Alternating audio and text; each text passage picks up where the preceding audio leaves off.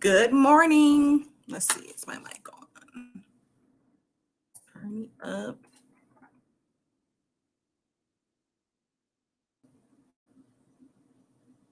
Good morning. So if y'all want to come over to my channel and then you can I'll put the link in the chat for the StreamYard, like now. And it's so crazy. Like I was telling my kid earlier, about that story I'm talking about.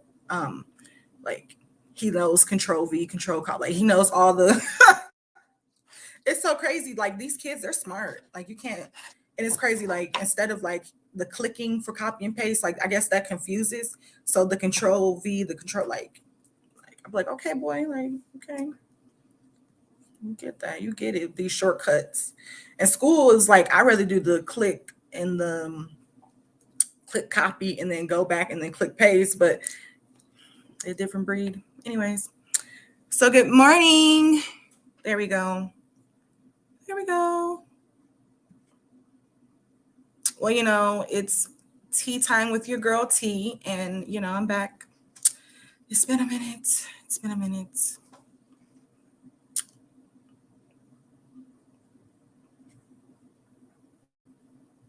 It's so crazy. Like when I originally was I'm trying to think when it was original, 2000 and maybe 17, maybe.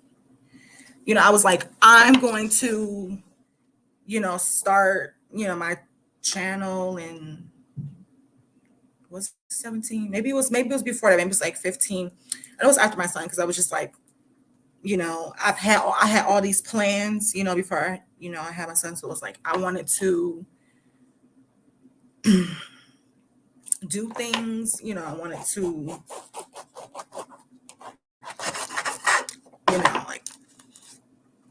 just still do what I needed to do and what I wanted to do and what made me happy. For me, it was someone who's been through things and depression, and I still struggle because, when I go through things, you get depressed, but by the grace of God, I can pull myself out every single time. I can cleanse myself, get myself through it. And I'm very grateful, because not everybody can do that. Some people, they can just let their quote unquote, demons just pow on top of them, and they can't get out. So for me, I'm just forever blessed, because I've been through some things. But this morning I'm going to be having breakfast. So what I'm going to, let's show you my screen. So I have some hash browns, and then some plant-based sausage, and some grapefruit, and a banana, and some tea.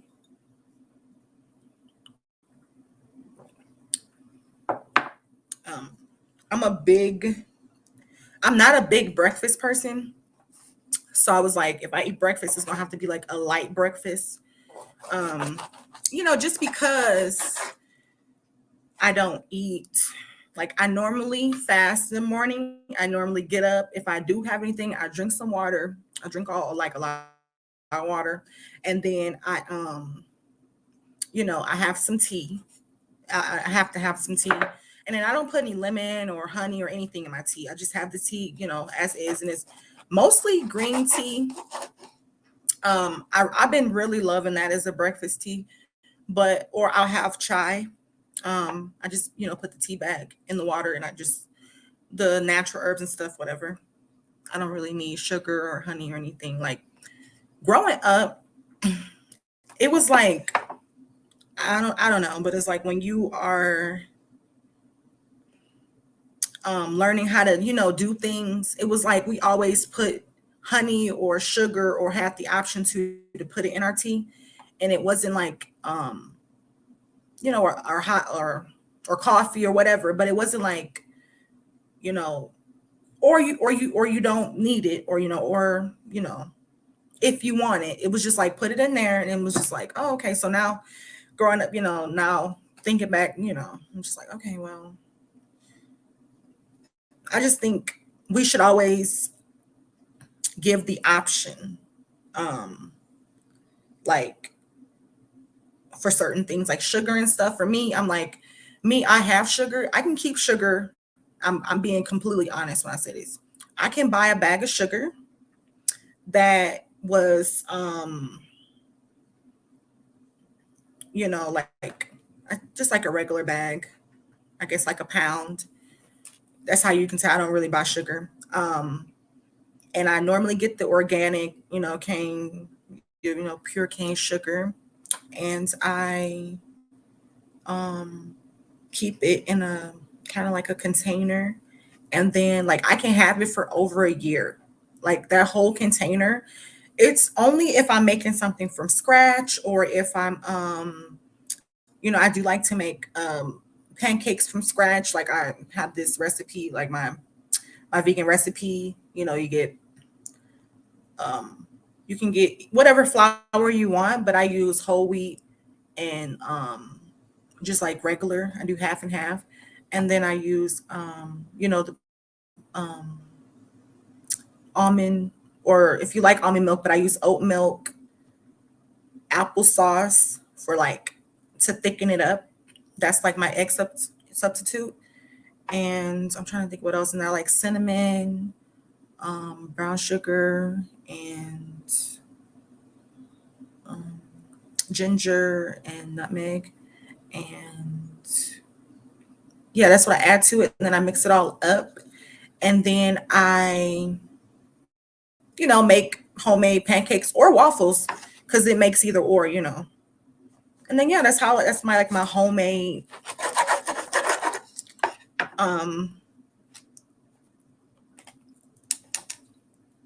recipe for like plant-based pancakes or waffles.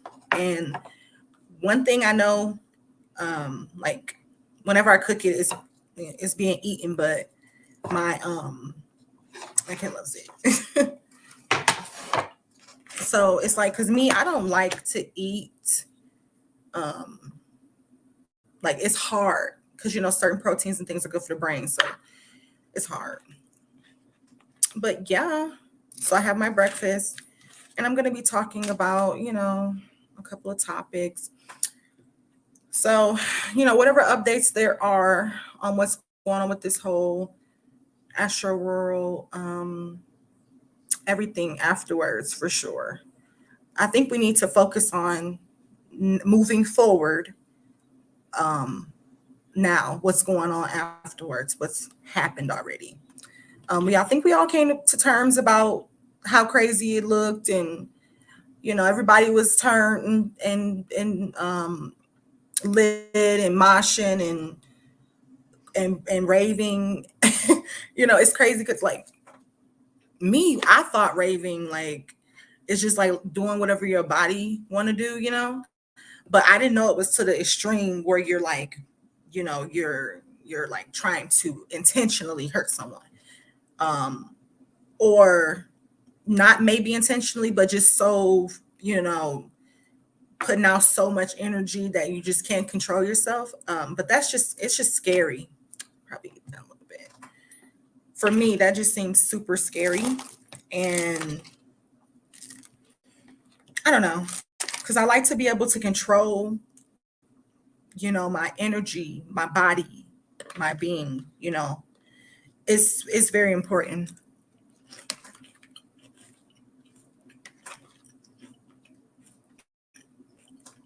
So that, I'm protecting myself. It's not fair that, everybody else in the spiritual realm, the spirit guys stuff, they work overtime to protect you. So at least look out for yourself. But how's everybody doing this morning?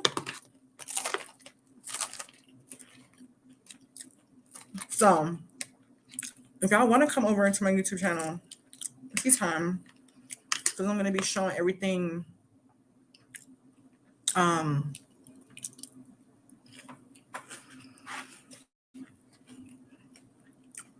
that's been going on, and I'm going to get into some things about it. Because, you know, a lot of people, I mean, they don't completely understand that, you know, us still talking about it is a ritual. But that's, you know, that's for another thing. That's for another day, you know.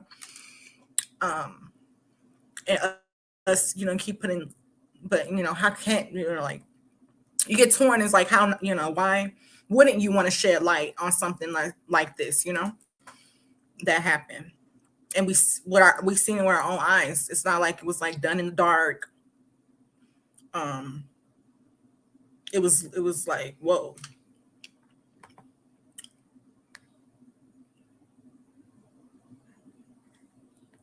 So for me, it's just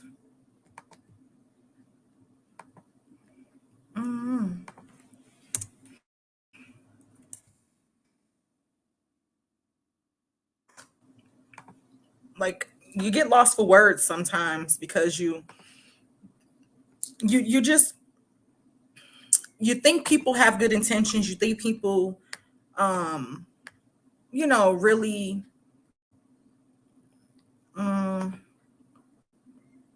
care, have a heart, you know, a mind, even, you know, and sometimes it's just not that. So, you know, we're gonna get into it. And, you know, this isn't the first time. It's like, how many times does something have to happen before someone is like, oh, my life is endangered? Oh yeah, my order, where is it? Okay, whatever, Amazon. Okay, whatever. Sorry. I know what Amazon is. I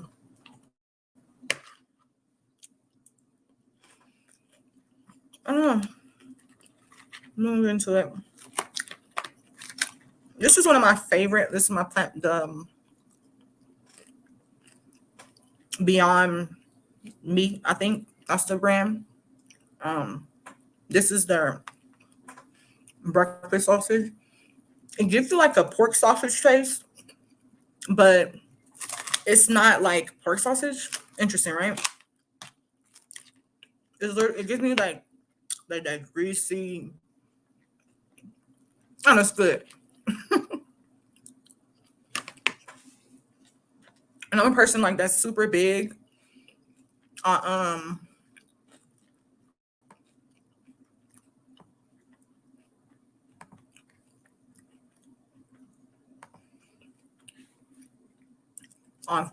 texture and taste, and I'm okay with it all across the board.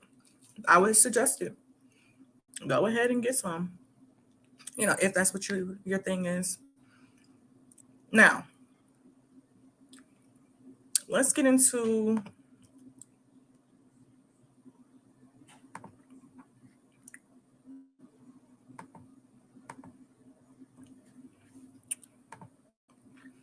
this here article here. All right, let's get that off the screen.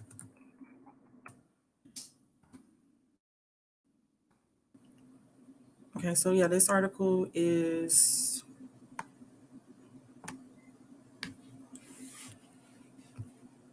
I'm seeing it, and it says it's a whole nightmare that just continues. Asteroid survivors describe scenes of horror. Emphasis, horror. Am I saying that right, y'all? I think so. Y'all let me know, like I tell my man all the time, like, you're like, one of the reasons, like, people actually, one of the reasons why you be with this person, like, there's so many reasons, but one of the reasons he correct me. Be like, girl, that is not how you say that, but okay. So let's just do it. As more details emerge about the struggles of attendees and employees to communicate at the deadly Asteroid Festival in Houston, survivors of Friday night's crowd crush described the horror of whirlpool of people moving toward the stage during musician Travis Scott's performance. Everyone's life is on the line as the pressure built up during the show, Brian Espinoza, 16, said at a news conference Tuesday with others who'd been in the crowd of 50,000 and got caught in the surge. I think, let's say 50,000, but it looked like 100,000. But at one point, my ribs were getting in the railing, basically impaled, and I was fearing for my life that I wasn't going to make it out, Espinoza said. A security guard helped him jump the gate, and there was hundreds of bodies on the floor. Already from people passing out, falling over the railing, he said, wow, this is crazy. Eligio Garcia, 18, and his girlfriend were caught up in a whirlpool of people at the start of Scott said, he recalled. Just kids and people falling and people trying to reach up like they're reaching up for you, he said. Wow, reaching up. Wow. That's intense. Okay. He said, I really heard people screaming like, help, please help me. Emphasis, please. Let's put an emphasis on help. Please help me. Like, it's like when you hear that, the human in you kick in, like, wow. Like, you want to help, but let's continue. Garcia and his girlfriend were knocked over and others fell on top of them. So some people, they're not really understanding me. I've been to concert before. I've been to a few festivals, but they never got like this. They were just like chill, like jazzy vibes. But when people say like, let's go over one more time. Garcia and his girlfriend knocked over and others fell on top of them. So it's like if they were knocked over already, so there's like probably one body under another one, and then they fell on top of them, that's like 4 or 5 bodies stacked on top of each other. He said eventually they managed to get upright in the scrum. He said, and cries for help throughout the crowd to staff or show officials at the end of each show went unanswered before another began. It's a whole nightmare that just continues to play every night in my head, he said. Also in the scrum were Aiden Cruz and his friend Brianna Rodriguez, who died. You know what? Like I told y'all before, we're not going to say RP. We're going to say we're going to pray for these souls. In a trap. Brianna Rodriguez, who died. So, I'm sorry, we pray for her. So they were around a circle of people who have fallen behind us and were next to Scrumble, Cruz Tosin. The ripple effects of crowds. And by the way, this was posted 3 hours ago. The ripple effects of crowds going forward and backward. We were pushed onto our backs. So, I've never been in something that extreme, but I've been in crowds where you do get a wave. Because when people when you partying and stuff, and, especially if someone is directing you to go this way and to go that way, it's gonna come in waves. And I couldn't imagine 50,000, like, that's crazy, or more, The ripple effects of the crowd going forward and backward. We were pushed into our backs. And as they happened, people began to fall on top of us. So, that just sounds scary itself. So it was going forwards and backwards. Then they fell onto their backs. And then people began to, oh my goodness. That sounds scary. Like, when you play, you play fight sometimes and you put, like, me as a girl is like, okay, I'm throwing all my body weight on you. But then as a man, you throw all your body weight on me. But that's a lot of weight already. I can't imagine somebody doing that, and like you just feel helpless. That's the only thing I get from that. Like when I think about that, I just feel helpless. Like that's crazy. And causes it to be harder to get air. And just so much weight on top of us, on the both of us, he said. Adding another friend fell well on his back and people on top of us. It was really scary. Just like I just said, that just sounds scary. I didn't even get to that part where he said it was really scary. Wow. Yeah, that was scary. I mean, you didn't even need to refinish it to know that was scary.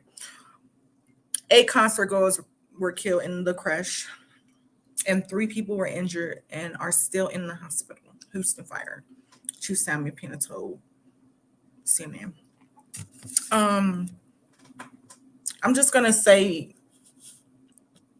that because that's what they said. Houston Fire Chief Troy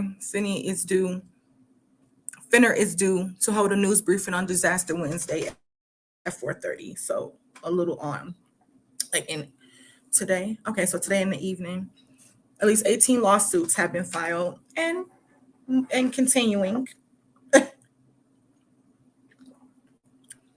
And I say so the pants, the shoes, the belt, the braids, everything off of him and everybody else. That was like some of the videos, like about the, for sure going around TikTok, but the one I saw recently about the girl saying, some of the security guard, like when when I got there, all the security was there, but it was sketchy. Like, nobody knew what to do, where to go, and people started blending in. So you have to think, if there were 500 security, or I had to figure out the exact number of security personnel that was supposed to be there that got hired. I believe it was 500. They started blending in. That's dangerous. That's already dangerous, Let's continue. At least 18 lawsuits have been filed in Harris County District Court in Texas related to the asteroid tragedy. A Houston attorney has filed 68 lawsuits for injured victims, and we intend to file probably up to 100, if not more, by the end of the day or the following day. Yeah, I could have predicted that. Yeah, it's going to be a lot, because people, especially if they are really severely, and they probably, God forbid, unconscious or in a induced coma, or just really, really, really badly hurt, where they're in a bed with a cast and a neck brace. You know what I mean? I don't have to give you the full picture, but they can't physically get to those briefings and everything that's going on with the victims that are already out, telling their stories and pleading their case for their lawsuits. So, and we intend to probably file to 100, if not by the end of the day following. He told CNN Wednesday. The list of defendants, including Live Nation and show's promoter and organizer, the musician Travis Scott and Drake, and NRG Park, where the festival took place, is going include to a security company and potentially others, lawyer Thomas Henry said. So everybody, they sued everybody. Wow. But if you done your research and know about Live Nation, then this is not like new. The liability there, and the fact that people was taking off their security vest and blending in was like crazy. Okay, but probably not new. It's probably happened before, but I don't think it happened to where, when the thick of everything, pretty much everybody blended in, and it's like, now they probably like, whoa, what did I get myself into? But it was already packed. So it was like, what's the point? Like, what is the point? Okay, anyways. It's growing to include a security company and potentially other lawyers, Thomas Henry said. As officials work to gain a full understanding of what happened in the crowd during, Scott said, we are looking at everything from the very beginning. Okay, from the very beginning. Okay. Houston Mayor Sylvester Turner told CNN on Tuesday, "We're looking at the roles that everyone played, what missteps, failures, gaps that may have existed," Turner said, adding, "They aren't ruling anything out. Officials are also looking into complaints by fire marshals. There were failures in communication as the deadly crowd swell unfolded," the mayor said. Hmm. They're looking into the complaints by the fire officials. Interesting. Firefighters stationed outside the Astro Road venue were not in radio communication. Well, like in the video, like I was mentioning that video, that one TikTok video, probably should pull it up, but the girl was saying that one of those head security guards told her, text her friends and family now before she won't have a signal, and let them know she's good and everything like that. And she thought that was sketch. I think that's sketch. So the fact that they were outside of the venue, but they didn't have no communication with the emergency because there was no signal. Really? Okay. Well, that's sketch, That's major sketch. Houston fire officials on standby near the venue had asked concert organizers for a radio to communicate. So they communicated over radio, but they could not actually. I mean, you expect in situations like that, at a venue and just any venue, that you would be communicating, over radio waves, walkie talkies and things like that. So, because that's normally what I see when I go out. I see people, they have their radios, everybody in their stations, they have their radios, but so it's sad that they have to ask for a radio to communicate with the emergency medical provider company. It's sad. I mean, all that stuff should have been provided. All of it should have been very these are people's lives. We're talking about organized. Should have been organized. Well, this when people talking about, oh my gosh, it was so disorganized. I think this way, what they're going to investigate and get into how disorganized it was, and from the very beginning to the very end. And it's going to be a lot of claims, I feel. Okay. Houston fire officials on standby near the venue had asked concert organizers for a radio to communicate with the emergency medical provider company, but were only provided with the cell phone numbers. Are you kidding me? Wow, they were only provided with Okay. Okay, I'm trying not to get outside, get outside myself, beside myself. I just got through saying you would literally think going to an event like this, you would have walkie talkies, and I mean at stations, on chargers. You have to invest, and it didn't seem like there was much investing put into this event. Wow. The liability is crazy. They were only given cell phone numbers, according to the president of the city firefighter union. Let me just take a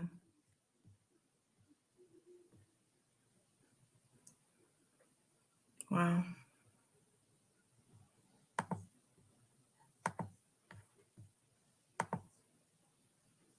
It's just crazy.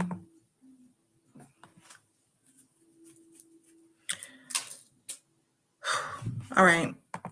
So I am going to be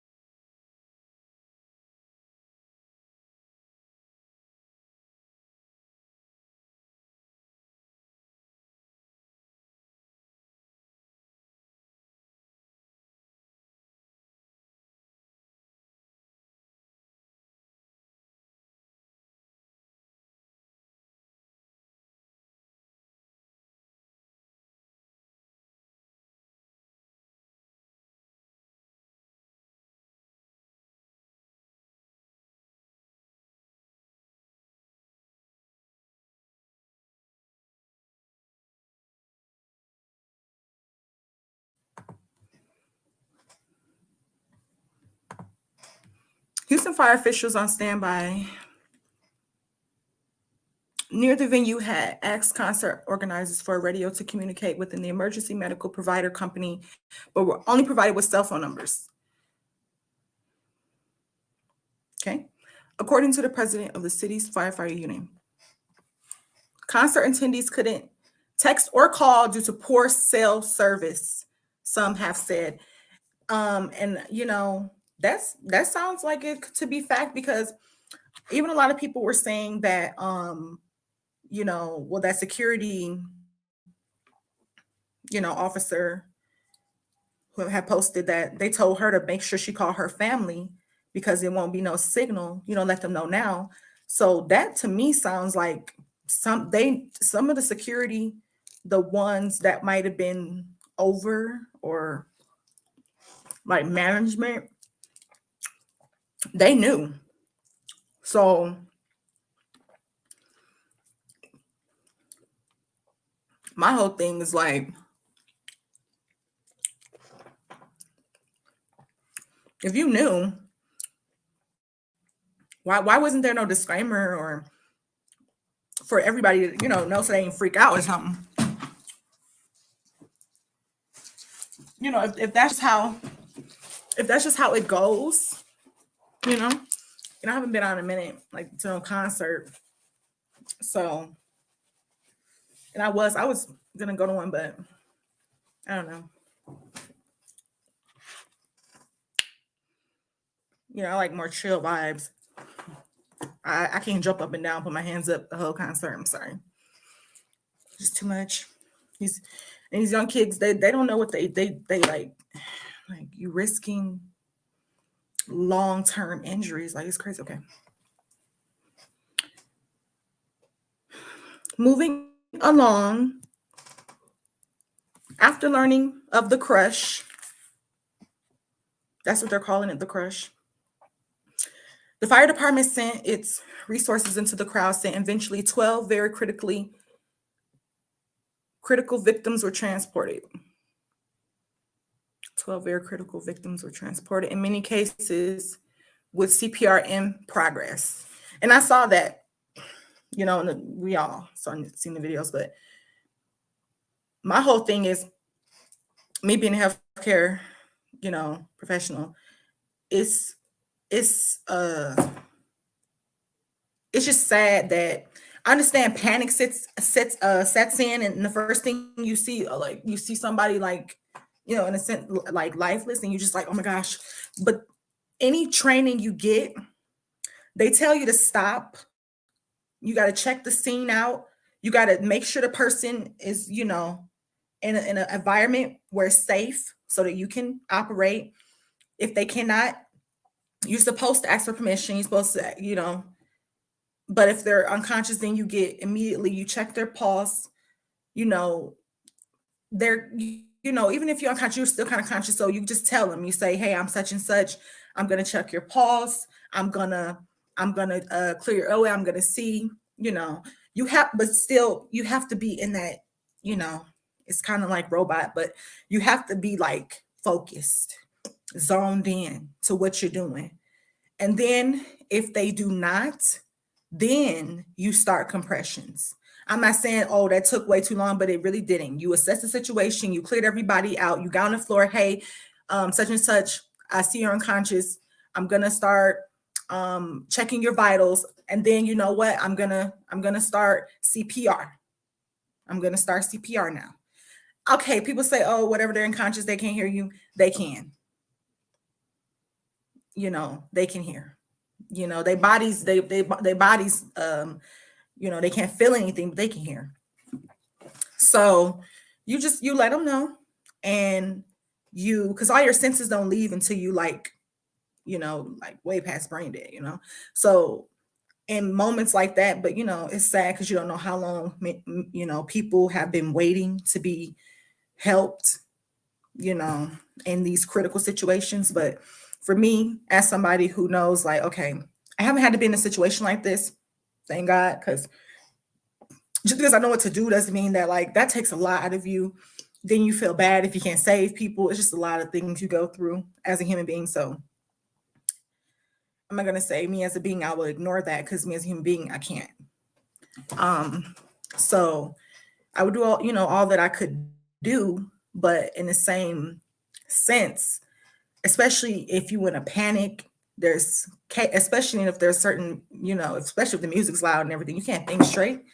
So I guess I can understand, but you could actually hurt and injure someone like more. So, okay, let's move along. Live Nation, the show promoter organizer, has turned over some video footage from the event to Houston police, who are hoping to get more as the criminal investigation moves forward, Turner said.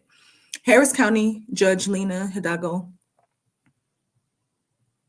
yeah, that's what I'm saying, is considering an outside law firm or other third party for independent investigation into the tragedy, according to her spokesperson.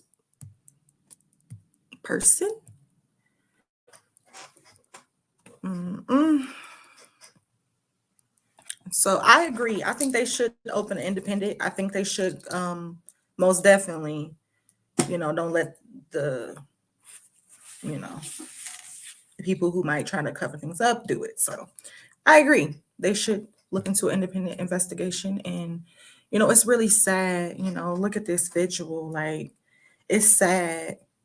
It's just sad, people, those allies, they didn't have to, well, about the ones we know, they didn't have to, be in that situation. But for me, like, getting there, and I'm saying, like, even people saying in the festival part, where they was having all the rides and stuff, like, that was just chaotic. So I'm just like, I don't know. Me personally, I don't like being in a closed space. So automatically, once something's entering my bubble, I get uncomfortable, and I gotta get out. I have to get out. So it's just, I don't know. It's very unfortunate. That's what I'm gonna say. It's just very unfortunate that that they just wanted to have fun, and this is what happened. This many people. This is what happened. Like, okay, let's move along. It's just sad because you never really want to see stuff like this. It's not like sad because you think of like, oh, you never thought something would happen like this. I'm not shocked, but it's just sad that it happened, and it has happened. Mourners have paid tribute at the vigil at NRG Park to the 8 concert goers killed. Among them were a neighbor and former classmate, Madison Gabuski, 23. Sad. She was a really sweet girl, and it was really sad what happened to her, Caitlin Rivera told CNN on Tuesday. This is the last thing that you would think would happen. Yeah, this is the last thing you would think would happen. Rusty Barber, who did not know the victims yet, wanted to pay his respects, share his frustration with how Friday's concert turned to tragedy, and Scott said continued during the surge. It could have been stopped. They could have been taking a 10-minute pause, 15-minute pause. And that's something I was wondering, like, why wasn't there an intermission? Why wasn't there, like, I don't know if that's just mostly like women do those. They go, they change, they get ready, they play, but you play music, you keep them entertained. So I was just kind of wondering, like, why wasn't there an intermission? Or maybe that was the way it was supposed to be. Maybe he didn't want to take an intermission. Maybe he wasn't planning to take an intermission. But like stopping the music for seconds in between and starting right back up again, I don't know. I think an intermission should have been took. And if so, an intermission was took, people who decided who didn't want to be there could have got out. And that would have helped, because it seemed like a lot of people want to get out, want to leave. So, me personally, it just would have took an intermission. But, agendas be different. Okay, let's continue. And then they could have got situated. And then the show could have went on and these people wouldn't have lost their lives. Scott maintains he had no idea the extent of what was happening in the crowd. During Friday's show, footage from concerts live stream was also shown Scott pausing his performance. How many times did he pause his performance though? Like maybe one, maybe two. You know what I'm saying? Just a few times. Anyways, the performance should have stopped the show that night, said Henry, the lawyer who said he's lodged dozens of suits. And I'm not shocked that there's dozens. Because you could see when that's like within that surge and some of the footage. And I'm happy that the concert goers recorded it because we wouldn't have known if they weren't.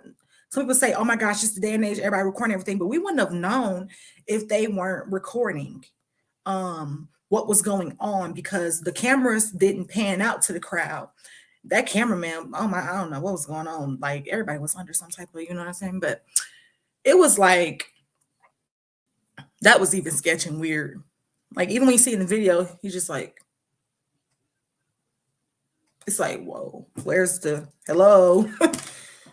Anyways.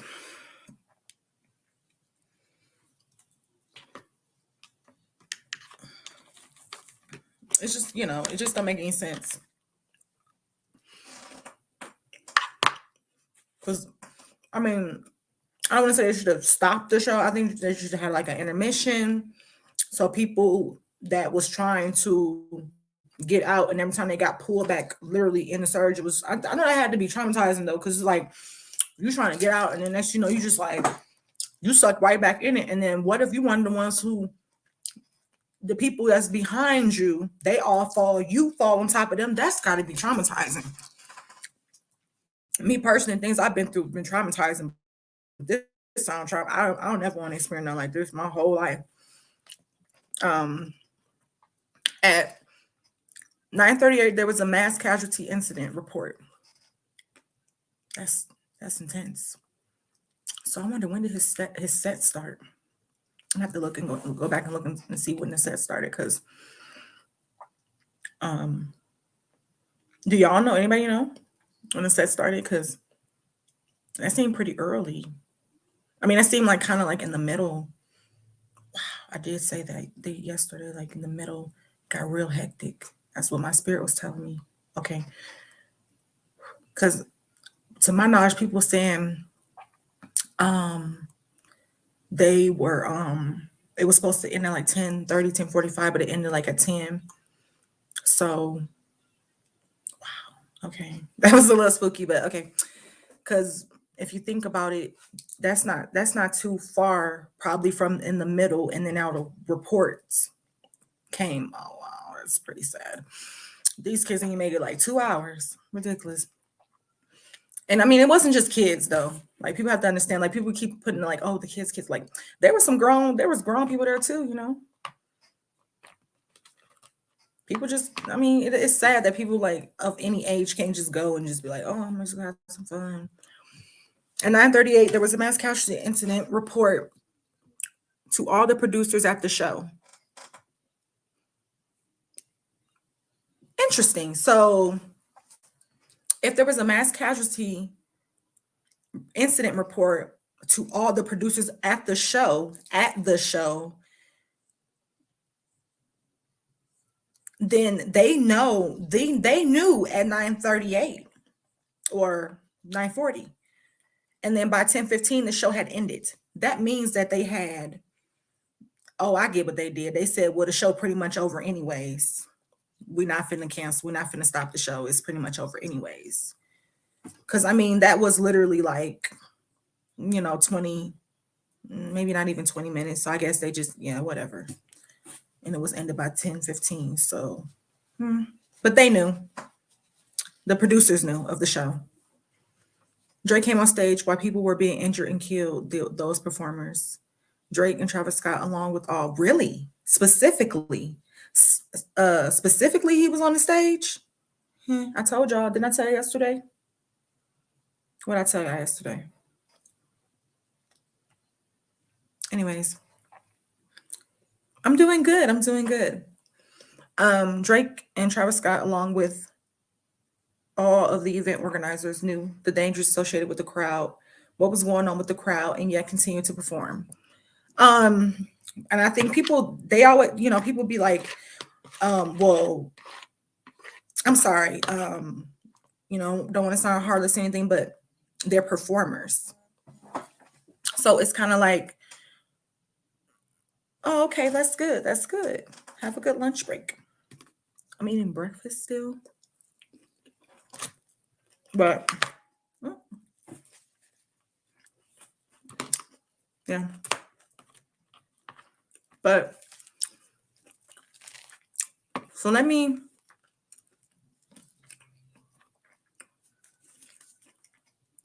just say this, like they knew. And now we have to look into who are all the producers of the show. So we need to see if Travis was the producer. And from the stage, you could see absolutely Travis Scott noticing people being injured. Yeah, I would agree.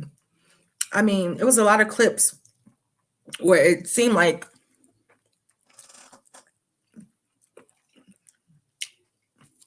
he might have been aware, but people don't understand.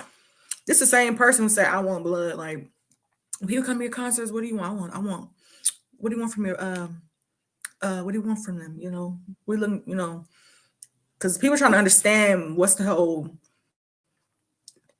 I'm trying to understand his space and his sound, everything. Like, what is the rage and all that have to do with you giving a good show? What is that? So he was like, I want blood, and it was just like when I saw that, and then you could tell the dude, I don't know, but you can tell handlers, but the dude who was interviewing him, he repeated what he said. I think it was to wake him up so he could try to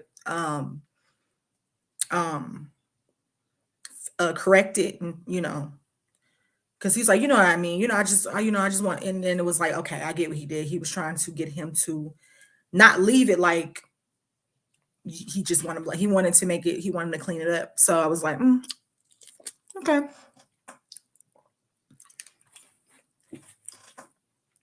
People have to look for signs. When you repeat something over and over, that can snap you back into or out of consciousness. But it is what it is.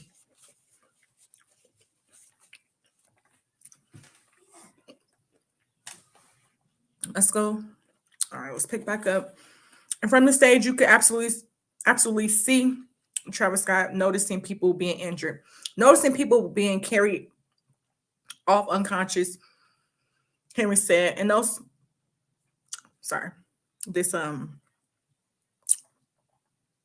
this grapefruit. And so those performers insisted of stopping the show and keeping those people safe in the crowd, and taking those steps necessary to stop the event. Help stop this crowd issue. They continue, and the crowd was excited.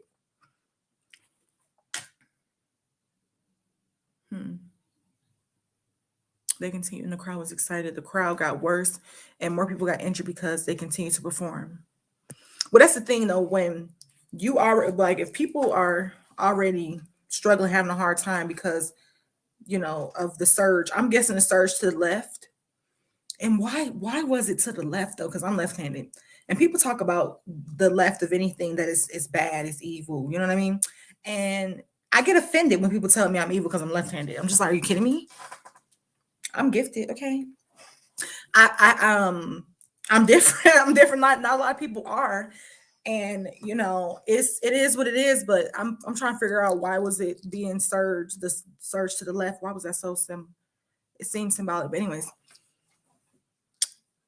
Necessary to stop the event, help the help. So if y'all want to come over to my YouTube channel, TeeThyme, like TeeThymeE, and then we can chat and we can talk about it. They continue, and the crowd was excited. The crowd got worse, and more people got injured because they continued to perform. And that was the end of that article.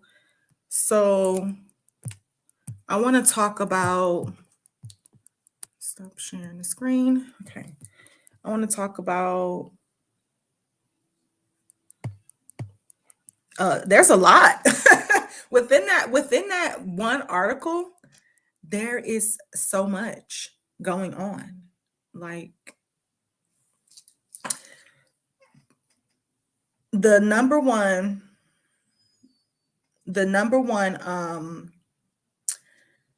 red flag for me, like the number one red flag for me personally, is that the first thing we noticed in the article was that they looked at the very beginning. So in the very beginning, when they got there, it was already mass hysteria, chaos, confusion, everything that you don't need when you're planning an event, when you are orchestrating and carrying out an event. You don't need that. Even a launch or anything as small as that, you don't need that. So when that happened, and there's footage of all over the place of the barricades being broke. Like when I saw the barricade in the beginning, where it looked like, I don't know how many people, but it was just so many people. And then all the side barricades, very cheap, very flimsy. Of course, anybody could break that down. And they was just running. I was like, whoa, these got to be kids. Because ain't no, yeah, ain't no, like, grown people finna be doing that. We get tired. We don't want to be running 4 miles. These kids got so much, and they're just like, and then he target these ones, no offense, and I don't want to sound this way, but he target these ones who have, I don't know if they do, but some form of a disability, ADHD, ADD, because of the they like music like that. They because my I just know from experience, because my kid, he has it, and as soon as he hear beats like that, he just be like, I'm just like, what is it about it? What is it about that? So I'm just, and I don't like listening to that type of music. So when me, I try to put the chill stuff on, he be in the back, I'm just like, yeah, because you already all over the place with these different disorders, ADD to ADHD, sensory processing, all of these different things. And it is just another distraction. And that's what we teach, distractions, but we need to learn how to cope and manage these things. And that's what I try to do with my child personally, is that we try to do therapies and different techniques and different fidgets and different things to try to refocus and rebalance and things. It's sometimes it's hard, and it's just hard for them. But when they have stuff like that that's going like that, that feeds into their already in what's going on in their mind, chaos, confusion. Yeah, that's just how I feel about that. Now, let's get down to when people were, that right there that was pretty easy for them to do, because they kids, and they easily manipulated, they easily influenced, and they like the rebellion. They like the things that he give them, because he can't do this. They can't do this at home with their parents. And the fact that they get to rebel and do all these like ballsy things, like to put on social media for clout, in a sense, so that they can be internet famous, because that's all it seems to be like pushed and cared about. So they most definitely are gonna and go into this world and be invited, because they feel for once that somebody accept them that might think kind of like them. He off. I'm sorry, he's off. And that's kind of what I think, because they think outside the box. Like, my kid is obsessed with Among Us. He's obsessed with Among Us. Like, I don't like it. I don't like it. I don't like it. I don't like I don't personally like that he's obsessed with it, because there's the imposter and all that stuff, but but they love it. And I'm sorry, this is what these kids love.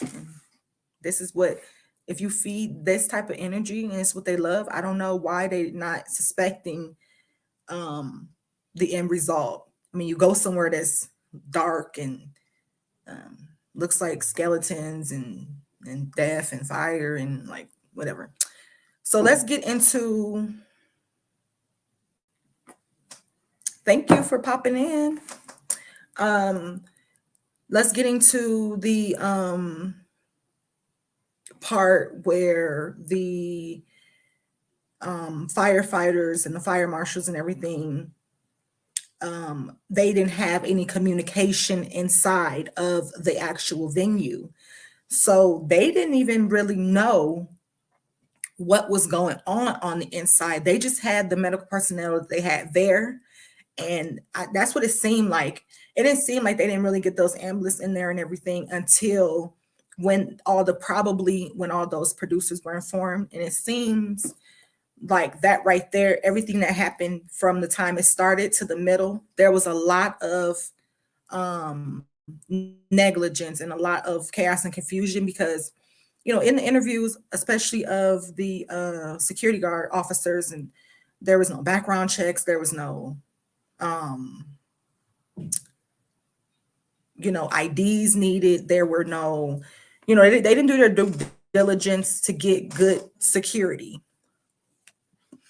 It seemed like one of those type of jobs where it was like, you know how you go and get like a summer job at school and you don't really need anything because you're a kid, and get the summer job and you go there, you go to work, you don't really do anything, and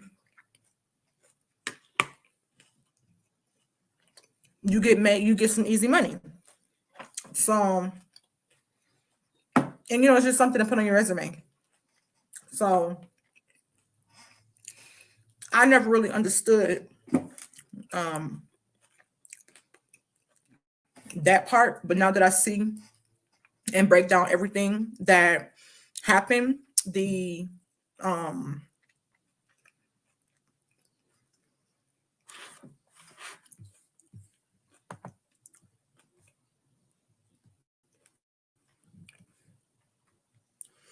my goodness, I'm so sorry. I did not even see the chat. Hey, shut the door. Thank you. Yeah, the story is really messed up. The story is really, really messed up. Very troubling. Specifically, yes. We're going to get into those frequencies. We're going to get into that because I only listen to 432 hertz and if I do listen, if I want something to pick up just a little bit, I go like 435. Like I don't go no more than I don't go to 440 and stuff like that. And 450s, I don't do that. That's way too the frequency. It just does something in your brain. It just it's science, teaches you lies. Yeah, for sure. That game is messed up. It is.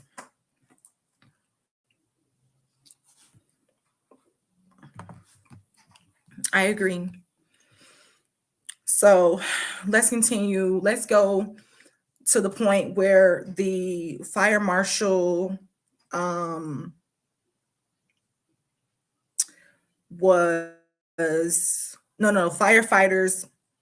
they didn't have any communication. They didn't have any walkie-talkies. They literally was given phone numbers. So that right there, that sounds like negligence all around, because it doesn't seem like poor planning. It seems like negligence, because why would you expect radio communication when they're giving you phone numbers? Like, because people, they know how it is when you go to these events. Sometimes you don't have the best signal.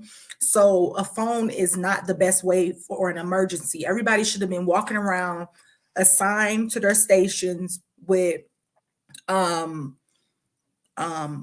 radios assigned at each station. I've been to events. I've seen things where it's very planned really well. And I mean, you don't go to the airport and it's like this. It's just crazy. Like, it's just ridiculous, And even, here and going through security, not checking of the bags, no. Like for me personally, me as one red flag, me personally, just me personally, I wouldn't have went. I would have got a line. I would have been like, I'm not going to this. I would have just been like, I need my refund later. My whole thing is once, and I guess people, they write it off, but once you saw people getting through those COVID check lines, testing lines, and they weren't actually checking for the cards or tests or whatever, and they were just letting you through, that would have been a red flag. And the second one for me is the security. Me, I want to feel safe. I don't want to go nowhere and somebody has a knife in their bag and nobody knew it because nobody's bags was checked. Now everybody, and you have to understand, when you're in situations like this, you're in survival mode. So I don't want to put my safety already at risk because you didn't check, like, the security check wasn't proper. Like, that's a red flag, especially if it takes people 30 seconds to get through security. You should at least take you a couple of minutes, take off your belt, take off your shoes, put your bag in a bin, give it to the security. It's supposed to go through everything. Because I remember when I went through TSA and I forgot my knife, my pocket knife, and I left it. It was in my bag, and I thought about it. I was like, oh, I forgot it. And I just keep it on me because I forgot. So I told them I knew I had it in there and they could just take it and keep it. It was whatever. And they found it, and we talked about it. It's like, yeah, we found this. And I'm like, I know, you can keep it. Just like, you want to come back and pick it up? I'm like, nope, just throw it away, whatever. So, I mean, that right there was like somebody doing their job. But I guess I'm kind of getting the vibes and like the understanding why it was the way it was because it didn't seem like nobody really knew who the boss was and what, they should have had team leaders over the security, because if there were different parts of the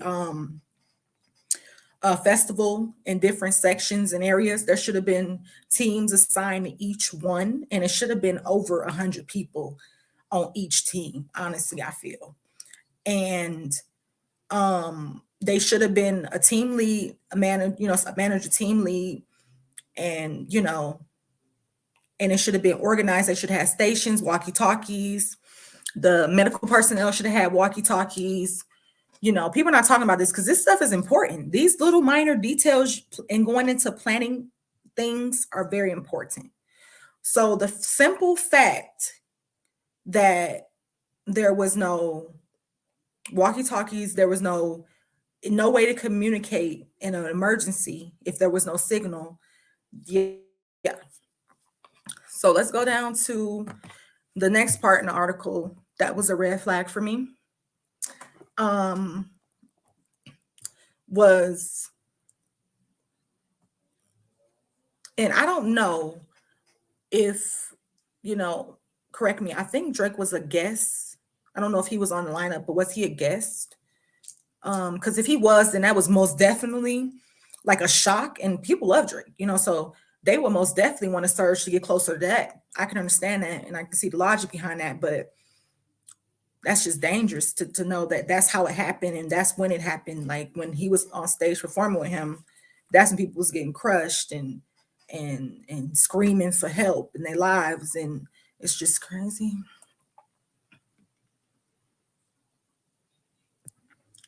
So people are wondering, like, why wasn't there more medical personnel inside the venue and security? Why wasn't there more security? You have to understand, with the stories I've been told, I believe it.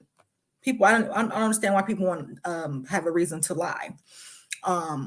There were no background checks. There was no ID checks. There was nothing to vet anybody to make sure that they didn't have any felonies, offenses, risk, a liability, any of that. So all of that was thrown out the window.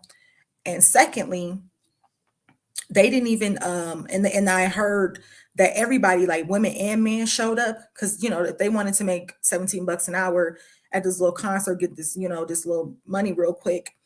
But it's coming out that people are not even getting paid because there was I guess, which sounds really sketchy to me. They told them they was gonna pay them over Cash App, which was like, for me, was sketchy because it's like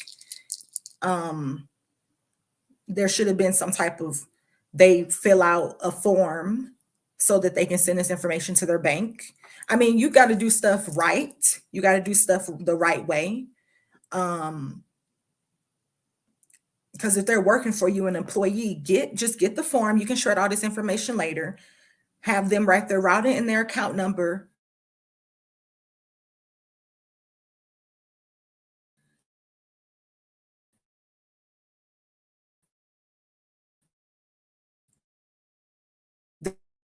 Their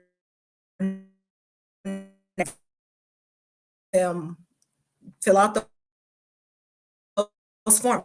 It's just so much negligence because there should have been forms filled out for every security guard, so that, and they had their payment information, and that should have been collected, and that should have been within the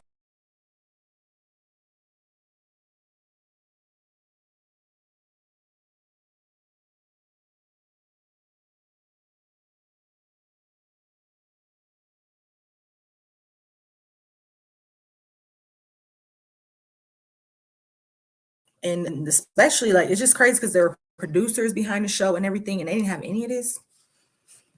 Okay. Because even the girl, I have to figure out her name and her TikTok, but she said that they didn't have any walkie-talkies or nothing. Like she had to follow people. She had to follow the boss around. I guess the one that was supposed to be over the security guards. I'm like, why was there only one person? There should have been multiple team members and management on each team, so that there could be accountability for the security guards, so that even if you didn't know what you were doing, you could at least assist and help.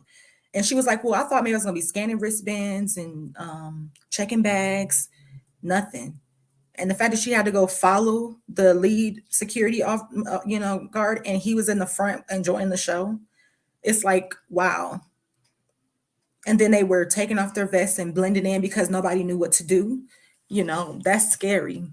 That could have added to it too. So you have to think there's 50,000 people, then there's probably 500 security guards, probably 450 of them blended in with the crowd. And then you have to think about if there were medical personnel there that was just hired and they weren't actually from a hospital or a clinic or anything. That's scary. They just had people, just to do a job, just to get paid. Okay.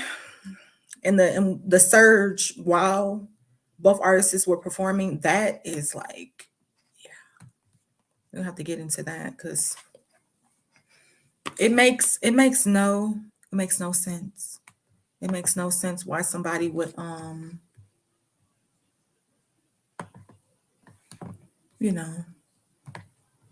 would want to, you say purposely do something, but nowadays we can't be too sure of everybody's intention. So that's why you have to protect your own energy and protect your own space.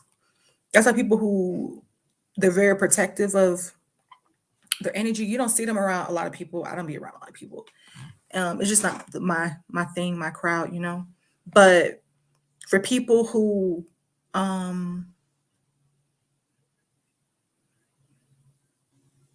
used to that lifestyle,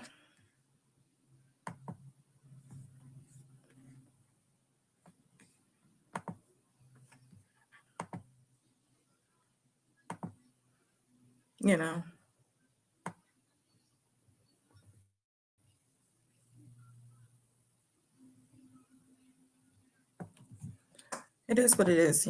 People, they choose to live a certain lifestyle. They try to portray something, and I think you just have to, when they show you who they are, you just have to accept that, and you have to decide if this is what you're going to be a part of or you're not.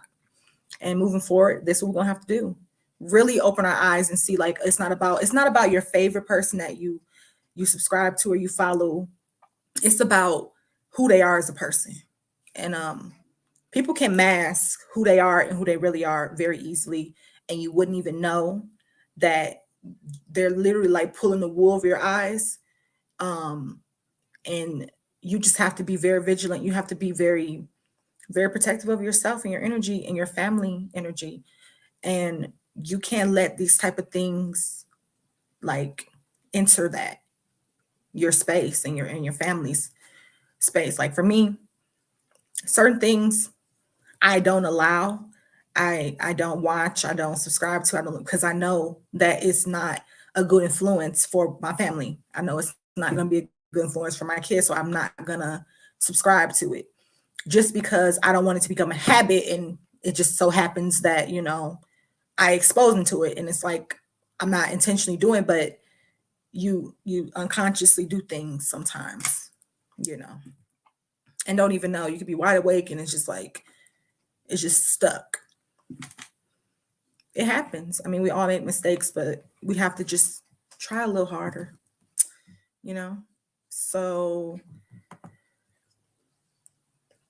you know, hearing the update on that, hearing the, you know, and reading the update and everything, it's just a lot.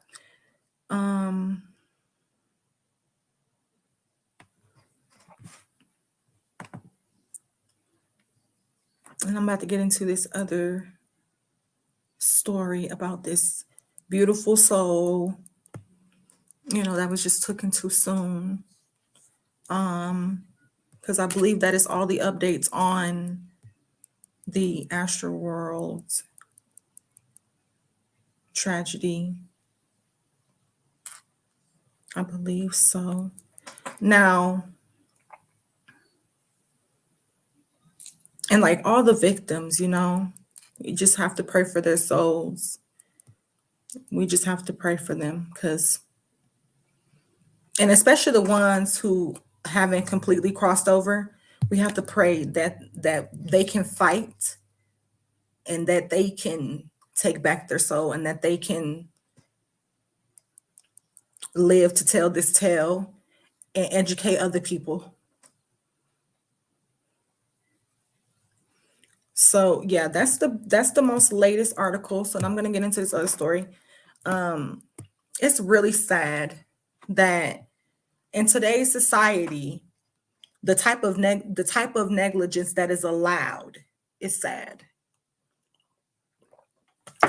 You know, growing up,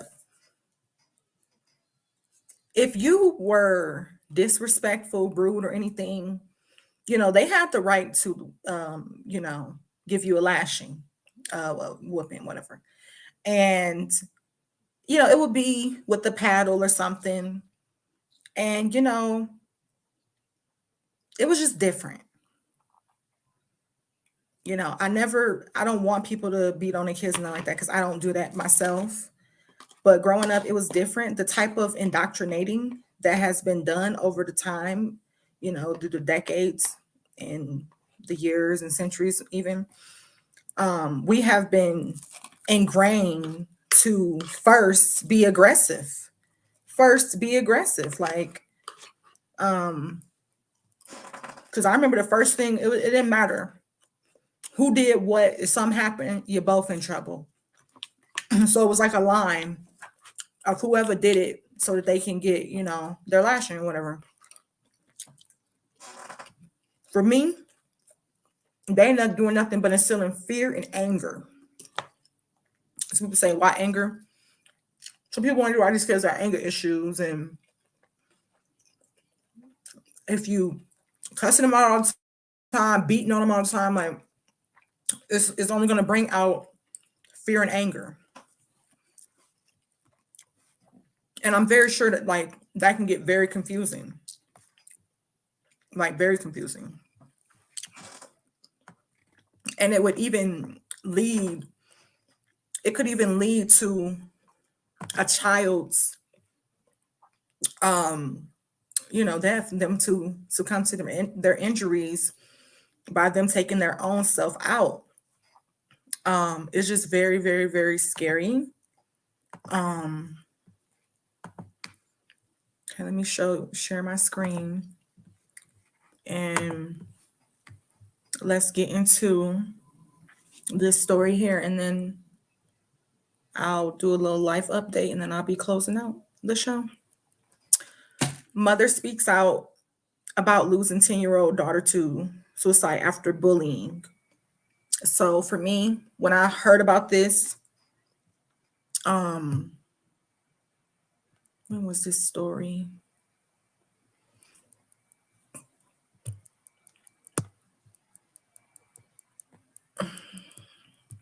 I just love this touchscreen feature. Okay.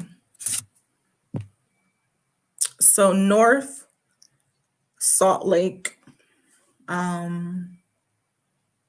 ABC4. Trying to figure out, I'm sure they will put where was this? So this was published and posted today. No, yesterday. Today's the 10th. Yesterday. Yeah. So yesterday, it was published yesterday. The mother of a 10-year-old student at Foxborough Elementary is speaking out Monday after losing her daughter to suicide over the weekend. Brittany said her daughter Izzy was often reportedly the target of bullying as a person of color living with autism and dyslexia. Okay, so I didn't know she had dyslexia. I just knew she had autism. So she had autism and dyslexia. Wow. No wonder why she was getting up out her chair asking the teacher for help when, it came to reading and things. Okay. This comes after the U.S. Department of Justice announced in October that the investigation found Davis School District ignored or failed to act on hundreds of reports of racially motivated harassment and discrimination over the course of 5 years. 5 years? As a result, the district agreed on a settlement to implement significant institutional reforms, whatever. That's what I got to say to that, whatever. And here's a picture of her. She is so beautiful.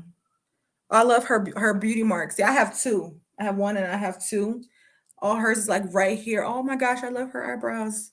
Oh, and then she has a beauty mark right above her lip. My kid has one right above his lip too. Oh, it's so cute.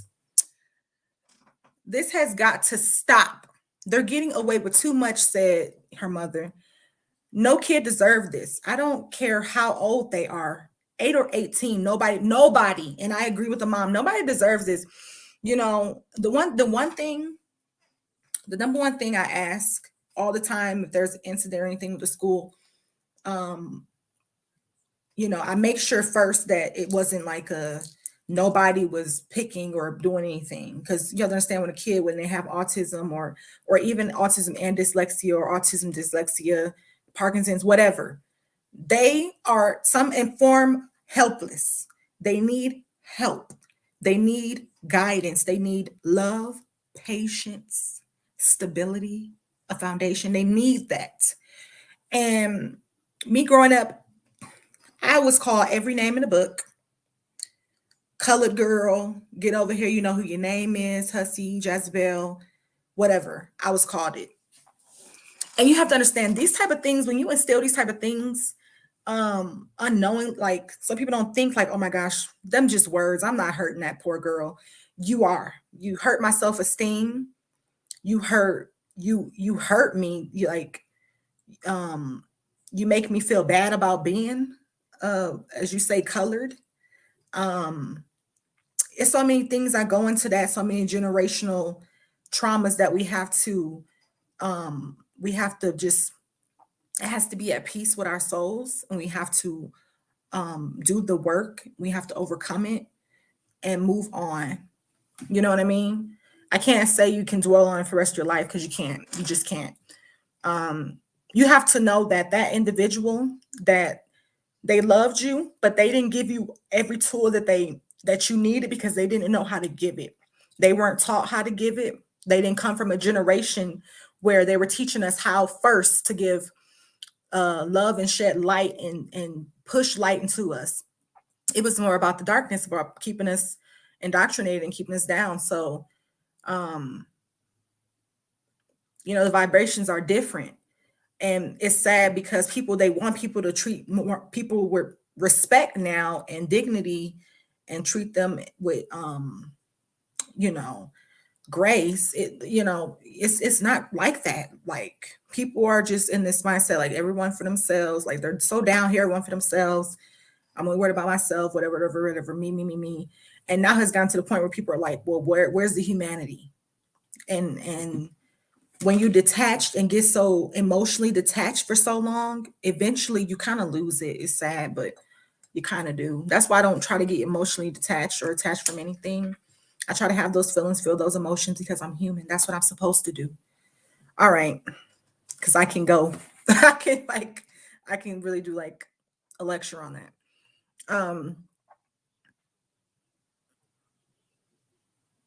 It says her mom described Izzy as someone who was beautiful inside and out. She was very kind and went out of her way to help others, even when they treated her poorly. She wanted to be more than disabilities, learning on encouragement and support from her mom to improve her self confidence and working on attending college one day.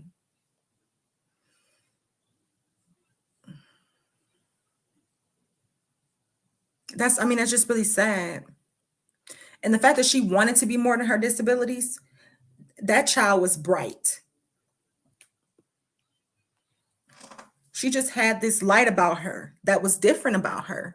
Her meekness just really shined upon that. I just love that about her, because she was humble, and not many people are humble. And that's very true. Very true. I said the opposite about my my kid is not humble. He'd be like, I'm smart. I know I'm smart. I'm handsome. I know I'm handsome. But that is so sweet though. You don't find a lot of humble people nowadays. You just don't. You just don't. So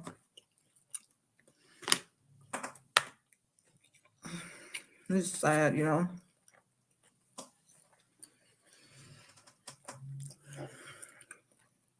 However, her mom said, I don't know how to say it. Is it tension or I don't know. Said she didn't know that Izzy was suffering silently.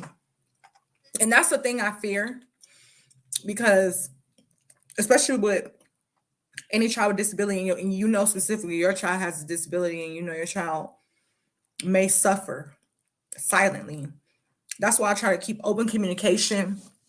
Make sure I talk to him like, is everything good? Is there anybody bothering you at school? Did you have a good day? Did you have you make good decisions? Did your friends make good decisions? They treat you with respect? Because you can't always blame other people, so you have to make sure your kid is doing what they need to do too. So I hold everybody accountable, and I'm like, my thing is not to be combative and leave my kid alone. It's more about figuring out what we can do to help and make the situation better and make everybody grow in a situation. So the fact that the teachers weren't even trying to invest into her, they just wrote her off because she had a disability. And that's sad. The fact that, yes, it does take more time and attention and catering. I'm up early doing what I got to do to make sure my kid is going to be successful for the day. We don't do medication, but we do vitamins that balances the chemicals in the brain. Theanine, magnesium, lemon balm, different stuff like that. So I just feel like you have to really invest into these kids that have disabilities. And it's coming out more and more that more kids are coming out that are having more of those cognitive disorders. And we just have to do what we have to do to make sure that and some people don't even know that when you're pregnant, you're doing all these things, you get stressed out, you that goes to the baby. That baby can have learning disabilities, and it's proven. It's just sad that sometimes we don't even think about that, and we're so caught up in our feelings and like, well, I'm with this, I got this baby and I'm sad. And it's like, you have to you have to be mentally prepared to bring a healthy human being into this world. I hate to say that like that, but yeah. So let's continue. You wouldn't even know she was going through it. And that's mostly how it is with these, like kids. They don't like to talk, especially kids that have autism. They're not very social. They have kind of like this social awkwardness thing, because they think about one thing, and everybody and all the other kids, they think about other things. Like they think about literally one thing. They think about like my kid, he loves Among Us, so it's always about Among Us this, Among Us that, Among Us this, Among Us that. Before that, it was about well, it's always about Halloween and pumpkins all year long, but it was about like Mickey, and then it was about Paw Patrol, and then now it's about Among Us, and then before Among Us was about Sonic, because he loves Sonic the Hedgehog. So, and then now it's about Among Us, and then they have their things, and you have to you don't discourage them to say, oh no, let's stop talking about this, because I learned that you have to play into it, fall into their world with them, make it feel inviting, and let them know we can do other things too. Just so that you can give them the option that you can, your brain is, you can expand it as far as you want. You're really smart, you can think about whatever you want, do whatever you want. But keeping them in a box and like that, it keeps them in a box. Like they're not going to think about nothing else. They're not going to ever try to grow, and you know what I mean? So it's all about giving. It takes a village, but within our village is the school system. Unfortunately, people have to understand, like some people, we don't want to send our kids to public school. We don't want to, because we know that within this pandemic, we learned how to teach our kids at home maybe a little bit better than they do at school, because we have better coping strategies, because we know our kids. Some people, they didn't know what to do. Some people, they didn't mind it because it was a little, beneficial, because they can stay at home and work. But for me, it came down to understanding the way my kid learned, understanding the triggers and everything, so that I can de-escalate. I mean, you can't get upset, get out of my face, go to your room. Like, you can't get upset. Like, it just makes you look like you're the kid, in my opinion.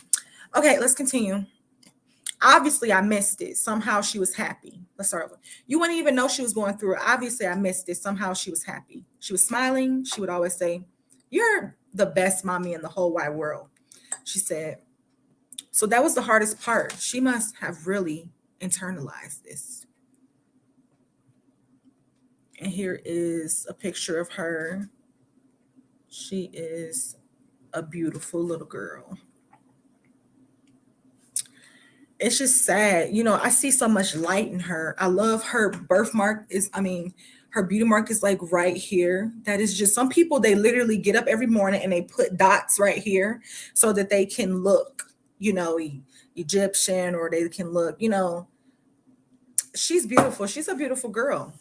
I don't understand, like, unique. It's just sad. It's just really sad. Now she's hoping to destigmatize the conversations around children's mental health. I agree.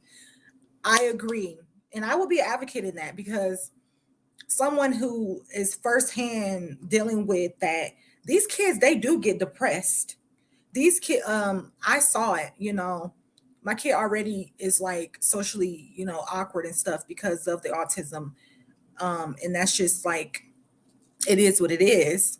But I try to make sure that, I don't like to just be his best friend. I feel like that's a little weird. Like, oh, my mom's my best friend. But I want it to be like, I support you, and he has a best friend, and she has the same diagnosis, and they're best friends. And when they go on play dates, she knows him, he knows her, they're best friends. Like, they're gonna be the same height. Like, she's gonna be over 6 feet, he's gonna be over 6 feet. Like, I love their connection, and they understand each other. And it was really hard. I didn't think he was going to make friends, because in the beginning it was really hard, because kids are mean. when they see a kid that's they don't think quite the same as that other kids, they call you weird. It happened afterwards, and the school told me afterwards, and I was a big red flag. I was like, why wasn't I informed? I'm very involved, so why wasn't I informed? And another kid, told my kid, you don't belong here. When you say stuff like that and these kids internalize that, they really feel like that. They really feel like, what am I doing? Like, I can't make friends. They always picking on me. When I go home, it's a hard time. My family don't understand me. It makes me get emotional because, I live with this, I deal with this, and it's like, it's not something that I say I want to deal with. It's something that I'm navigating and I'm learning and I'm educating myself, because it's only going to make, the future more prosperous. And I'm gonna have the next Jeff Bezos or or Elon. I'm just saying, you know what I'm saying? He's very smart. He wants me to sign contracts. I'm like, you ain't even 10. You want me to sign contracts? He's like, yeah, he's like, I want you to take all my money. I'm like, yeah, want me to take all your money? I'm like, you ain't got no money. He's like, when I make money, I don't want you to take it, Mom. I'm like, I'm not gonna take your money. He's like, well, you got to sign a contract because you're gonna help me, but I'm gonna pay you. I'm like, like, oh, okay, yes, sir. I'm not. I don't get it why people don't push light and shine light in kids with disabilities. They're really smart. They're like the smartest people in the world, honestly. And I think that's why people taught and tease them, because their brains are normal. Like they think slower, honestly, than them. They always on the their brain always turning. You have to think, you have to channel that with positive reinforcements, not negative reinforcements. Because if they're already chaotic all over the place, no wonder why they're going into the Astro World Festival. I'm just saying, they feel misunderstood. People need to know these people play off your kids' emotions, what they go through. If especially if they're like, well, you're an outsider, let's be outsiders together. Or, you have the way people word things in the words, they're really intentional. And you need to be very mindful.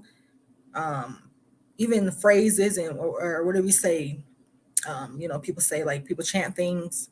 You have to be really intentional of what you say and how you put it together, because they all have weight behind it. So if somebody is posting like, well, you feel like an outsider, we're all outsiders, we out here, like, outsiders, let's get rowdy, let's turn up. Like they feel like outsiders, so what are they gonna do? They're gonna go get rowdy, about to turn up, they're about to go and they head, they body and their minds are moving so fast already that it'll be easy for them to throw themselves off balance and knock themselves out. I'm just being honest with you.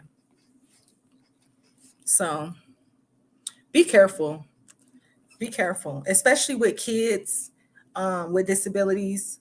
And I'm not saying all them kids went to concert had disabilities, but I'm just saying that people who play off people's emotions, who feel like they're outsiders, different things like that, they might have some type of anxiety disorder, ADHD, ADD, you know what I mean? And they play off of these kids' emotions because they go through things because of their anxiety disorders or ADHD or ADD, their dyslexia, their autism. Like they prey off that, because that is, in a sense, in society, a weakness, and they already know I'm labeled as this, so they want to feel accepted. So they're gonna go and be with someone and follow someone and subscribe to someone and literally be like, oh, that's my best friend. Like, they understand me. And you wonder why this that person's favorite artist, or and the kids, they want people that can understand them. And a lot of them, I don't know, but I just feel in my soul, in my heart, I don't know why, but wow, these kids got all these, all these cognitive disorders. Maybe it'd be easily to manipulate them. I don't know. Let's go. I'm doing this and speaking out because my child harmed herself, and I don't want nobody, yeah, nobody wants that, another parent to go through what I have to. Now we're going to be burying our 10-year-old like it's surreal. She said, parents, please talk to your kids, and even if you see a little sign, get them help as fast as you can. And I agree. I'm very big on therapy. We do mental therapy, physical therapy, occupational therapy, speech, every therapy you can think of. I'm very involved in outdoor, extra because I have a speech impediment, extracurricular activities, curricular, every time, whatever. Anyways, those activities, the kids should be doing them, and they should be in like positive environments. We do karate. Well, not me, but and then we're working on track and field because that's something that we want to, I guess, do and get them involved in. But when you have a kid, these kids can't just sit around. They can't. Some people, they get upset. Why don't you just sit down somewhere? It's like they have all this energy. Their brains moving so fast. Their hearts pump faster, for goodness sakes. Like, are you kidding me? Of course, they have all this energy and all these things. They have to balance all of their frequencies are a lot higher than ours. Obviously, ours are way lower, and we don't need much to balance us out because we already we tired. When you get older, you just, all that slows down. So the fact that these kids, they ready, their hearts pumping, they raging, they just ready to get all this energy. It's all this energy.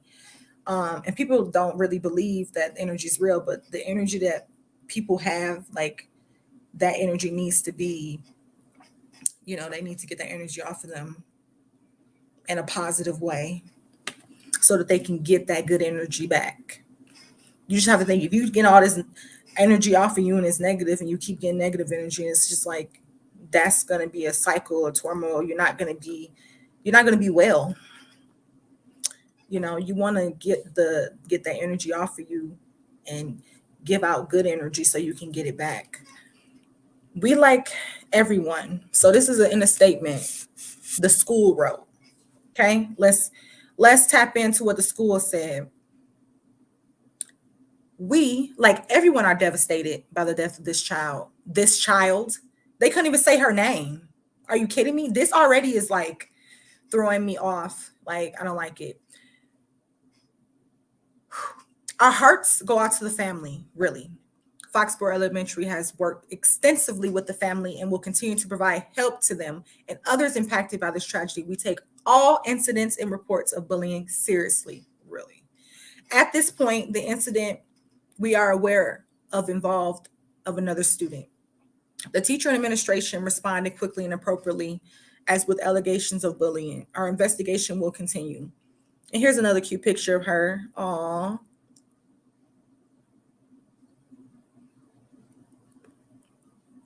As of Monday evening, a GoFundMe fundraiser has raised more than $23,000 for the family. A vigil will be held in honor of Izzy at North Foxborough Regional Park in North Sauk Lake at 7 p.m. Tuesday evening. Families will be holding a going home celebration instead of a funeral Saturday. And I agree. Because the way she, you just never know what these kids are going through, what they're thinking about. Some people think, oh, their kids are dumb. They're not. They may not be able to fully process everything because their brains aren't fully developed, but they know more than you think they know. So, it's crazy. Like the other day, specifically, it caught my attention because I was like, wow, these kids really pay attention. Me and my bestie, we were chilling, whatever. My son, that's his godmom. So she was like, talking, they were talking, whatever. And, he was like, let's hang out or whatever. And she was like, well, I'm getting ready for I'm going to be going on my date. So, I can't hang out too long because I'm going to be going on my date soon. So he remembered before she left, have a nice date. Bye, love you, have a nice day. And I'm like, like that is so sweet, and you just never think like these kids, they listen to and they hang on to every word you say. I just want to spread Izzy's love to other kids. I feel the love. I want to spread what Izzy had, her infectious love, her infectious laugh to the other kids. She looked like she loved to laugh. And that's it. See if there's any comments. I don't think so. But this story is just sad. Oh, so sad. It's just sad that she had to endure this. And then also they put a disclaimer at any topic talking about,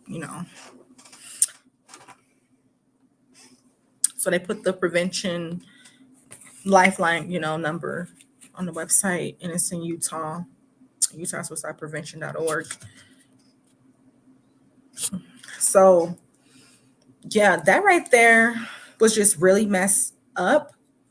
And it's just really sad and very unfortunate that this is the result of the system failing the kid, our kids.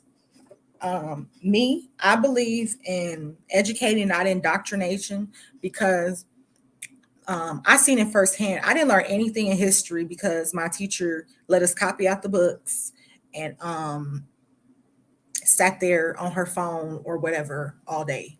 And we talked afterwards, and we didn't really learn anything. We didn't even have any engagement to learn anything. It was just copy out the books, and you're not learning anything. That's indoctrinating. That's just teaching me how to be negligent, uninterested, not motivated. That's just most definitely bringing the vibrations down. These kids, they need to be in environments where they can thrive and they have good energy to feed off of from the teachers and from the paras and everything. It's just sad. People understand these kids with disabilities, they need us. They need us to give them the love and the patience and shine a light in them. They are very bright, smart, going to be the most successful people you will ever meet. And I think people, they know that. I'll never stop comparing Elon Musk and Jeff to the future kids. Like their families didn't believe in them. They laughed at him when he was like, I'm gonna do Amazon and deliver these packages and stuff. They didn't believe in him. And then now that he's like a billionaire, like one of the richest, it's like, ha ha ha, who's laughing now? You thought I was dumb, you thought I was smart, you thought my idea was too all over the place, didn't you? You thought that I need to sit down somewhere, and some people, they don't really like them because of their elites for sure. But me personally, I look at their story and stuff, and I preach that into my child. I say, this man had a disability. He has Asperger's just like you. He is very successful. He can take care of his whole family and this whole country. You can do the same. You are smart enough. I push everything.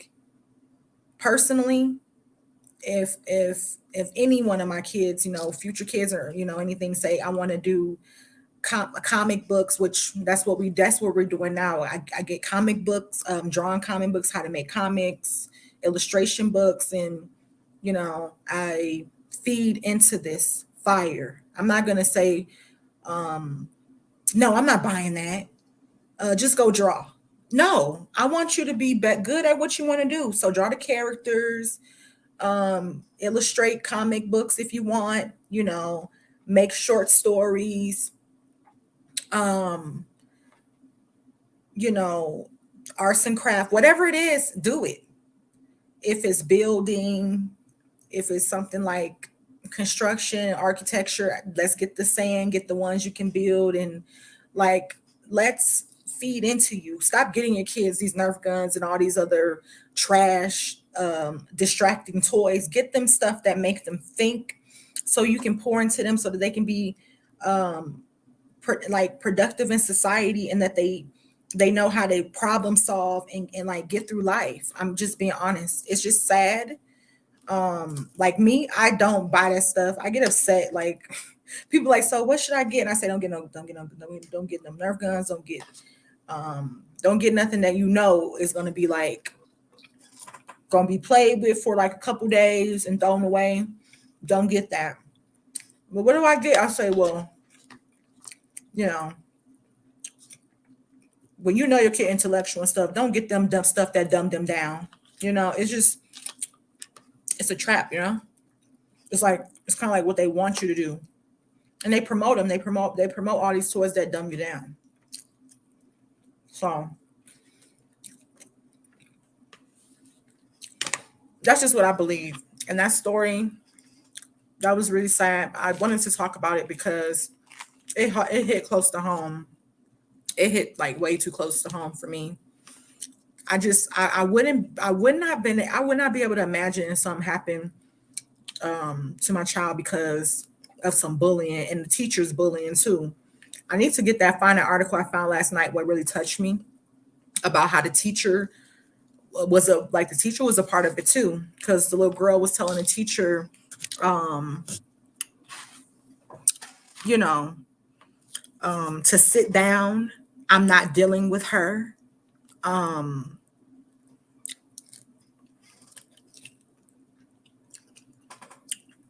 That type of stuff is discouraging. I just would never want to go through that or have anybody go through that.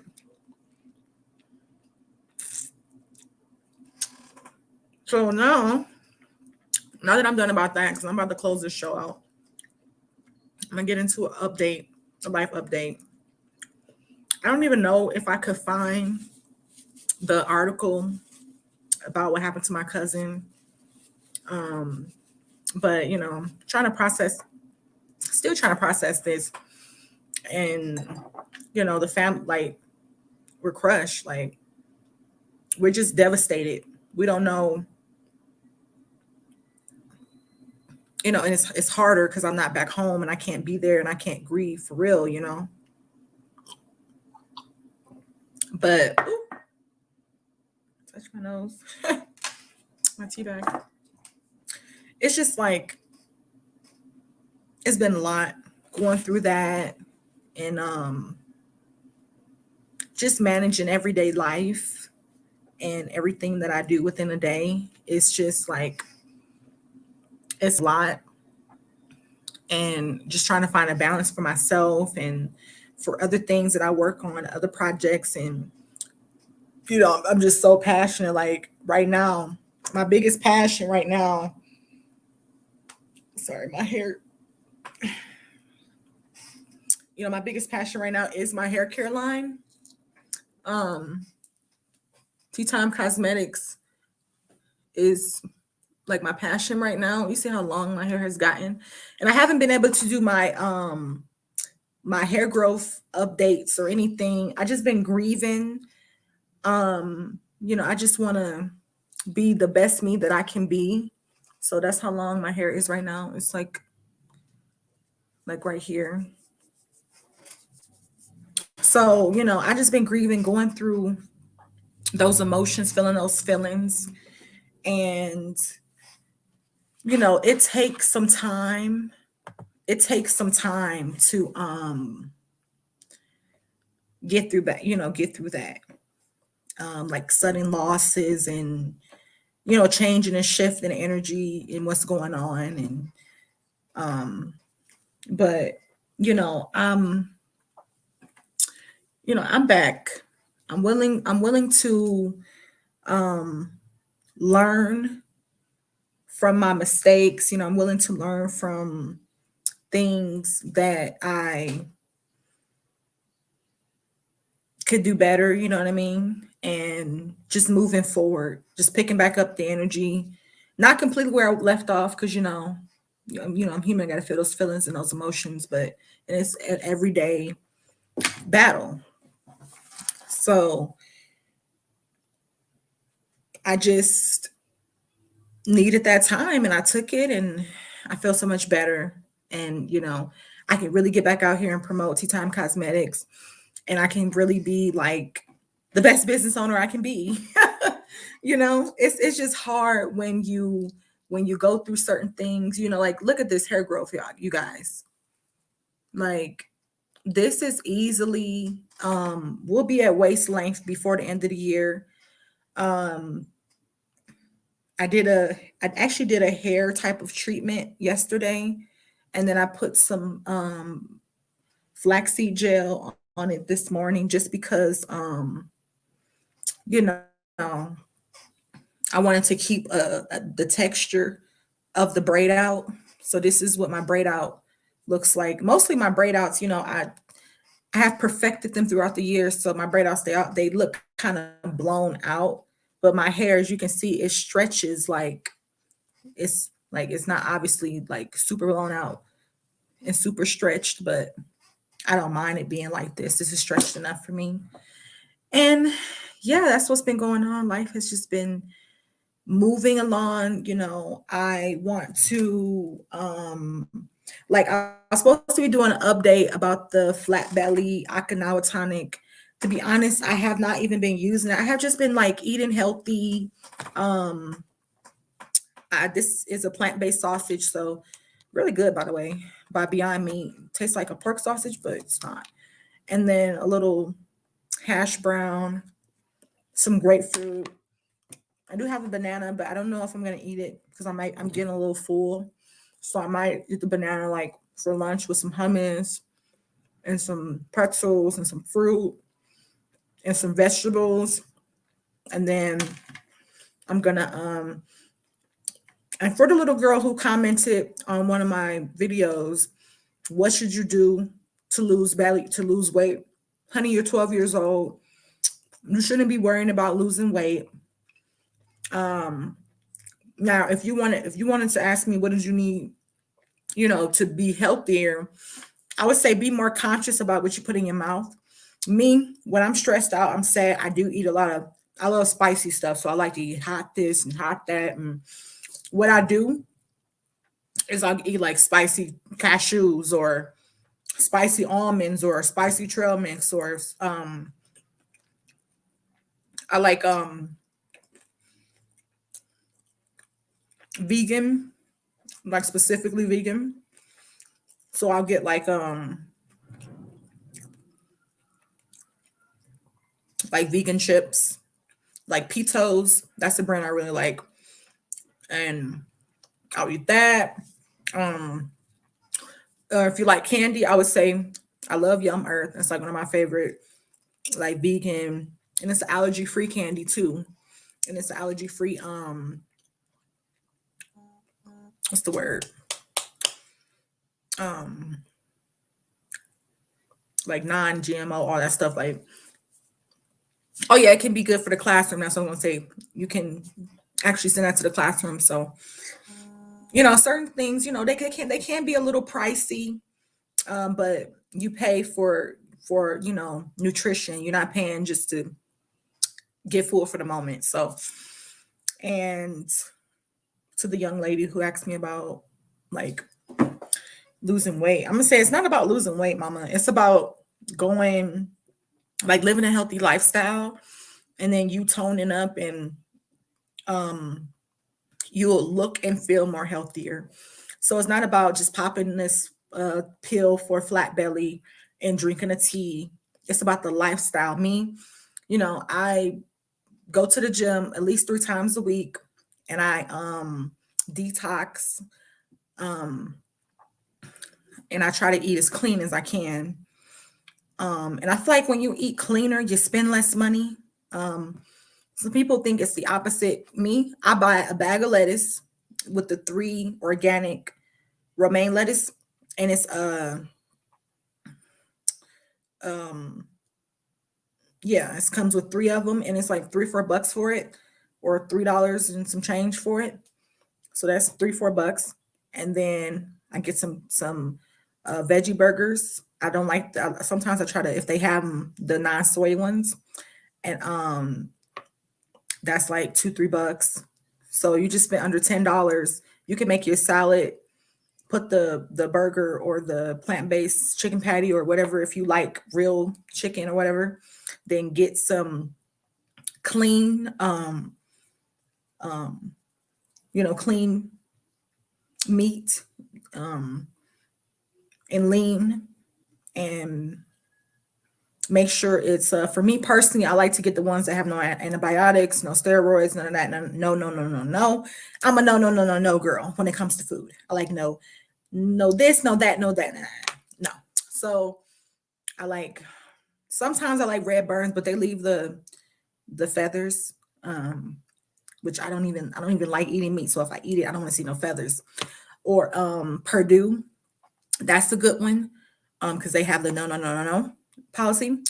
And I don't know about Tyson. I haven't really bought Tyson in like fresh chicken. I haven't bought no fresh Tyson in a while.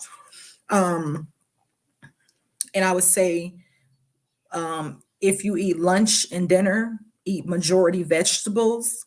I would say don't eat filler vegetables like corn and stuff like that. Eat like broccoli and cauliflower and carrots and green beans and stuff like that. Me, I don't really do too much. I just go to the gym. I just eat as clean as I can because it makes me feel better and it balances the chemicals in my brain. So I'm not all over the place and confused. Some people wonder, like, they'll literally, and I see it all the time, they'll literally